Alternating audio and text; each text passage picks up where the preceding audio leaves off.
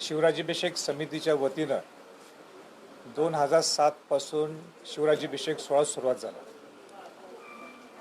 मला आनंदाने सांगायचं आहे की 2007ला एक 2000 शिवभक्त आले होते शिवराज्याभिषेक सोहळा साजरा करण्यासाठी. मागच्या वर्षी शिवराज्याभिषेक सोहळ्याला 6 जूनला 5 लाख लोकांनी उपस्थिती लावली. 2023ला 350वा शिवराज्याभिषेक दिनची सुरुवात झाली आणि ह्या वर्षी 350वा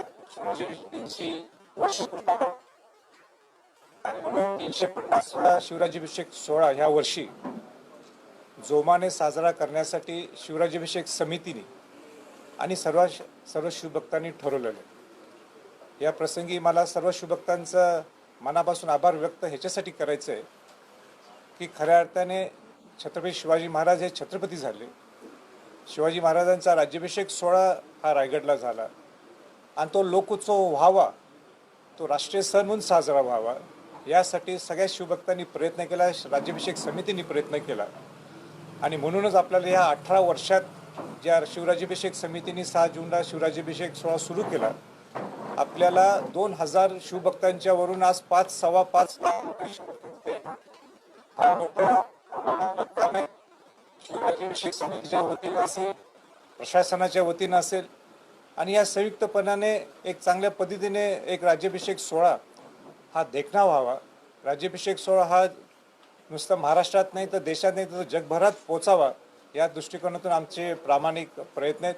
आणि परत एकदा सगळ्या शिवभक्तांना मी आवाहन करू इच्छितो की आपण या 350व्या शिवराज्याभिषेक सोहळ्यासाठी आपण मोठ्या संख्येने आनंदाने उत्साहाने शिवाजी महाराजांना वंदन करण्यासाठी, शिवाजी महाराजांना अभिवादन करण्यासाठी आपण यावं.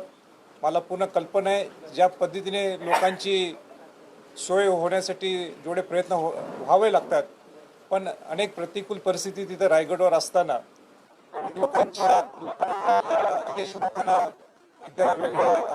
परिस्थितीतून सुद्धा केव्हा ते जावं लागतं. पण एक शिवभक्त ज्यावेळी तिथं येतो तो त्या तयारीच येतो की आपल्याला तिथली परिस्थिती किती प्रतिकूल हे कल्पना आहे तरीही शिवभक्त तिथं येतो. पण जेवढं शक्य होईल तेवढं आम्ही म्हणजे शिवराज्याभिषेक समिती आणि प्रशासनाने सुद्धा चांगल्या पद्धतीने जोडणा केलेली आहे. आणि म्हणून मी सगळ्या शिवभक्तांना परत एकदा आवाहन करू इच्छितो की आपण या 350व्या शिवराज्याभिषेक सोहळ्यासाठी आपण मोठ्या संख्येने यावं.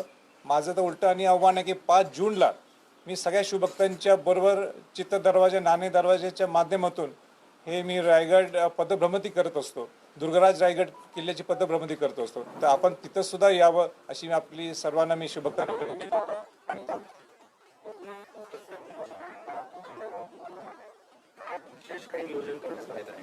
नाही, यावेळी मला आपल्याला वाटतं शिवराज्याभिषेक समितीने सगळ्या विषय सविस्तर सांगितलेले आहेत. पण त्यात मी सांगणं काही बरोबर नाही. मी जास्तीत आव्हान करू इच्छितो.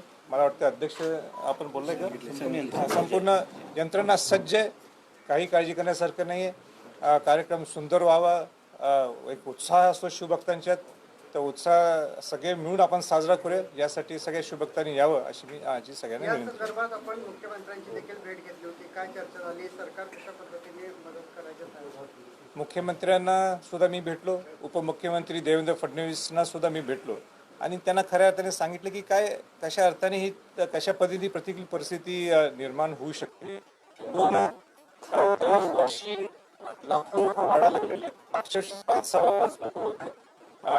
मला आनंदाने सुद्धा सांगायचं की प्रशासनाने सुद्धा सकारात्मक दृष्टिकोन घेतलेले, मुख्यमंत्र्यांनी उपमुख्यमंत्र्यांनी सुरू केलेले आणि यासाठी सगळे प्रयत्नशील आहेत. या मिनिटाला तर मला कुठेही माझ्या मनात काही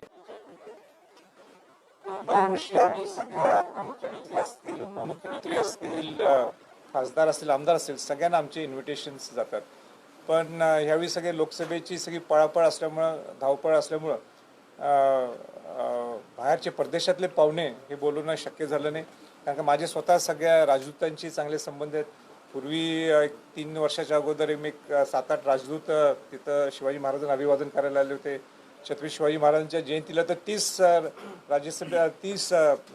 राजदूत जगातले शिवाजी महाराजांना अभिवादन दिल्लीत शिवजयंतीसाठी आले होते सगळे. पण राजदूतांना आम्ही ह्यावेळी पोचू शकलो नाही. पण पुढच्या वेळी नक्कीच आपण आणू. 350 नसला तरी पुढच्या वर्षी तरी आपल्याला अनेक राजदूत असतील किंवा अनेक वरचे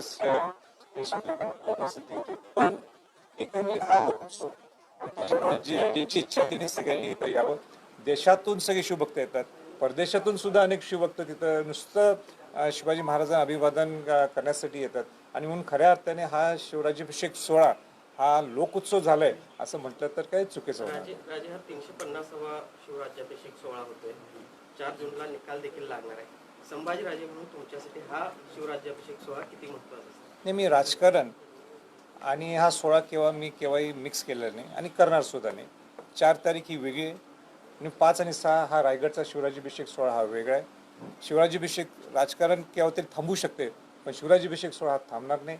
आणि म्हणून माझं या प्रसंगी इतकंच आव्हान आहे, जितकं 4 जून माझं महत्त्वाचं असेल, पण सगळ्यात जास्त हा शिवराज्याभिषेक सोहळ्याच्या माध्यमातून हा शिवराज्याभिषेक सोहळा सुरू केलेला आहे, जेणेकरून शिवाजी महाराज खऱ्या अर्थाने त्यांचा उद्देश काय होता, शिवाजी महाराजांनी आपलं स्वराज्य, हिंदवी स्वराज्य आपल्यासाठी का निर्माण केलं, हे या शिवराज्याभिषेक सोहळ्याच्या माध्यमातून आम्ही दाखवण्याचा रुपये समाजासाठी दिले.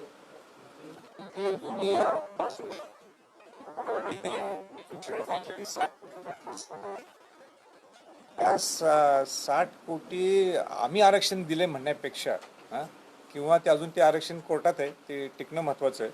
आम्ही आरक्षण दिले म्हणण्यापेक्षा तुम्ही या आरक्षणाच्या माध्यमातून तुम्ही ह्या गरीब मराठा समाजाला न्याय कसं मिळवून देऊ शकता. मग त्या गव्हर्नमेंटच्या नोकऱ्या असतील किंवा शिक्षणाच्या क्षेत्रात तुम्ही काय देणार असाल, हे तुम्ही त्या पद्धतीने त्या ॲडमध्ये द्यावं. नुसते आम्ही आरक्षण, मला माहीत नाही ते कशी देण्यात ॲड, पण जर ते ॲड नुसती देणार असं की आम्ही दिलं आहे हे म्हणणं चुकीचं होईल. दिलं हे तुमची जबाबदारी, तुमचं कर्तव्य आहे, पण त्याचबरोबर तुम्ही त्या आरक्षणाच्या माध्यमातून काय गरीब मराठ्यांना न्याय मिळवून देणार आहे ह्याच्याबद्दल तुम्ही सविस्तर स्पष्टीकरण त्याच्या ॲडमधलं दिलं तरी मग माझी काय